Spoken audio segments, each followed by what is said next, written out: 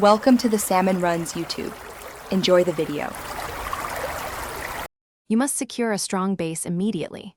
Lower your hips and push weight to the back leg so you resist forward drive. This prevents easy lifts. Control their head or near side arm to steer their level change. That head control buys time. Keep your hands inside their arms with elbows tight to frame and block their penetration. Once framed, angle your feet and prepare to sprawl. This first posture and grip sequence is what converts a shot into a failed attempt. When you feel the penetration, sprawl explosively. Push hips back and down while driving your chest onto their upper back to collapse their drive. Use a crossface or whizzer on the near arm to force their hips away. This creates torque and breaks their alignment. Reach for the outside leg to prevent them from regaining position and immediately seek underhooks or a clinch to control posture.